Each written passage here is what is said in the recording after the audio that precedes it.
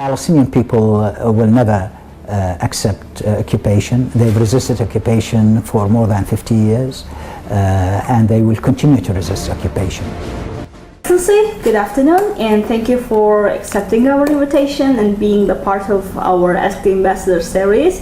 And these are the series where our youngsters, where the students, they can address their questions to the ambassadors residing in Azerbaijan. And thank you for Would like to hear your thoughts and comments on the latest events on Jerusalem, including Mr. Trump's decision and the OIC's Extraordinary Summit, as well as United States veto on the United Nations Security Council resolution, as well as UNJ resolution, and so forth. So what are your comments on that? Well, it's a regrettable decision. Obviously, it's in violation of international law, of United Nations resolutions, of United States commitments. And at the eve of signing the Oslo Accords, where it made commitments in writing that it considers Jerusalem, East Jerusalem, Al-Quds, as a core issue, and it will never move its embassy or declare Jerusalem as capital of Israel till the issue of Al-Quds, East Jerusalem, is negotiated between Palestine and Israel and sorted out on the basis of implementing United Nations resolutions related to 1967 borders, including East Jerusalem to be the capital of the state of Palestine. And of course it goes against the consensus of international community. Well, the United States first in the Security Council, it stood alone in the wrong side of history in front of 14 other states at the Security Council that voted against Mr. Trump's declaration. We have to say our attitude and our stance and the stance of the international community is not against the United States, it's against the declaration of Mr. Trump. Muslim leaders have gathered in Istanbul to condemn Mr. Trump's declaration and to reaffirm their stance of considering East Jerusalem as intrinsic part of the state of Palestine. Jerusalem's it's the nerve center of the cultural, political, historical life of the Palestinians. Each stone, each building in East Jerusalem reflect the Arab, Muslim, Palestinian character of the city. Well, we have news for Mr. Trump. We won't get blackmail. Al-Quds is not for sale. Palestine is not for sale. We are here to stay. What would be the Arab world's position on the issue? Well, the Arab world position, as the Muslim world position, as many countries in the world position, is very clear. There is a saying actually in the Arab world and the Muslim world, I probably said that previously in some other occasions, but it's the Arabs could argue and could differ among each other on many issues, but there is one issue they will not argue about, actually the Arabs and the Muslims, is the question of Jerusalem and the question of Palestine. So the Arab world, the stance is supporting the stance of Palestine. The issue of Al-Quds is a Palestinian issue, but it's not only a Palestinian issue. It's an Arab, it's a Muslim, it's a Christian issue. Because nobody in the Arab world or the Muslim world would in any way waver when it comes to East Jerusalem, to Al-Quds, or to Palestine. Thank you. Now, the question is about the rumors that we have, and most Azerbaijanis have seen, about the Yasser Arafat and the Palestinians' so-called close relationship with Armenians, as well as the issue on the Karabakh. Well, these are, of course, these are alternative facts. And these are, unfortunately, I can't describe it in any other way, and I'm describing it in a very measured way. These are utter lies. They have been spread by, in my opinion, by certain people who are unhappy about the Palestinian-Azerbaijani relations, who want to murky the waters of these relations by spreading those lies and those alternative facts. They're using technology, modern day technology. They're using rumors like photoshopping through the social media and all that, getting a picture of Arafat saying something about Armenians. Of course, it's ridiculous. Let me point out one thing, that Arafat has been a very good friend with the late leader of Azerbaijan, Haidar Aliyev. He knew Haidar Aliyev during the Soviet times, and after the independence of Azerbaijan, their friendship had continued. That is one aspect.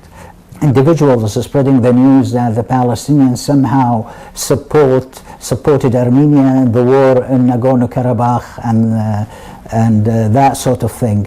How could that happen? The Palestinians, during the war of Nagorno-Karabakh, Palestine was going through one of its most difficult periods, the First Intifada, from which started in 1987, finished by the end of 1993, after signing the Oslo Accords. When you look at the history, during that time, the Karabakh War has already taken place and almost finished.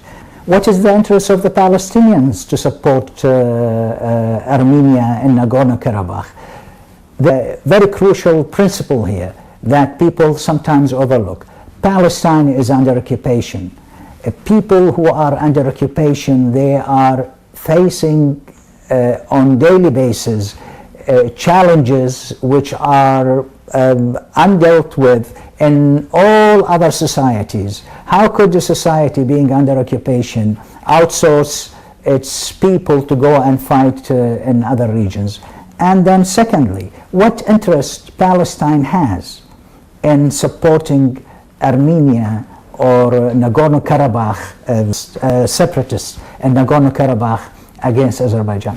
What an interest. If there was an interest, let's see the dividends. What the Palestinians gained from, if that is true, what the Palestinians gained from such participation and such support.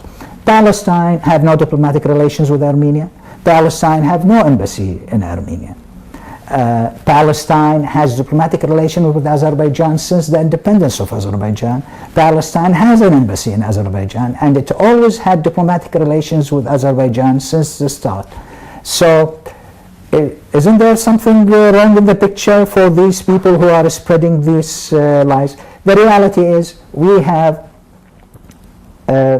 between 2,000 to 3,000 Palestinian Armenians who've been living in Palestine since centuries ago. Their background is Armenian, but they've been living in Palestine. They became Palestinians. They are part of the social fabric of the Palestinian society, and they've been dealing with this occupation as the rest of the Palestinian society been dealing with this occupation.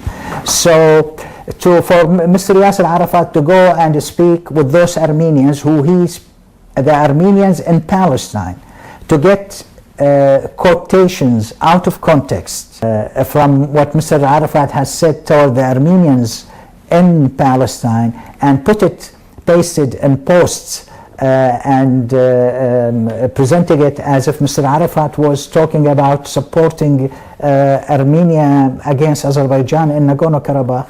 It doesn't hold water. It is ridiculous. Through our stay here, we debunked and we rebutted this scientifically through all arguments, by all measures, through documentations and everything, that these are just desperate falsifications that nobody should buy. So that is our stance toward the question of Arafat relationship with the Armenians. Arafat was a very good friend with Azerbaijan, and Palestine remains a very good friend with Azerbaijan, and this is the way it was, this is the way it is, and this is the way it's going to be in the future. What would be the ambassador's advice to the future diplomats, students of international relations, political science, and other fields? Well, again, I'm humbled that you're asking me these questions. I don't think that I'm the best to answer this question, but I will come up with probably some few pointers.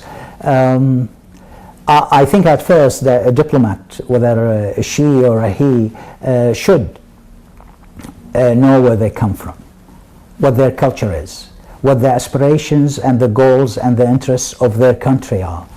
And if they know that, if they absorb this, they will have the capacity and the capability to tackle the issues in their, wherever they are, in the spheres that they're working in.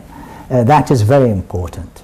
The second factor, or principle if you want, I think it's good to put oneself in the counterpart shoes. To understand the mindset of your counterpart. Your counterpart, whether it's an adversary or whether a friend, it's good that you put and understand the circumstances, the background of your counterpart. Because diplomacy in the end is, the purpose of diplomacy is to build the bridges, is to develop relations and to resolve conflicts. And if you don't have that window towards the other side mindset, it will be very hard to reach a common ground between the parties, to achieve something towards developing, strengthening relations or resolving conflicts, where we see this happening, of course, with Mr. Trump's declaration and his adoption of the Israeli policies. The third principle that would come to my head is to be able to analyze and strategize, because it's very important to be able to analyze and strategize. When you have the capability, analytical capability, to analyze the circumstances, the issues that you're dealing with, you are better positioned to strategize and put a strategy that would serve your country, that would serve the work that you're doing. And the fourth principle that may come to my mind as well, I think it is important, is listen. Listening is very important. Of course, it's important to speak, and it's important to articulate your thought eloquently, so the other side would understand your positions clearly and without any confusion. But it's very important to listen, because listening again opens a window.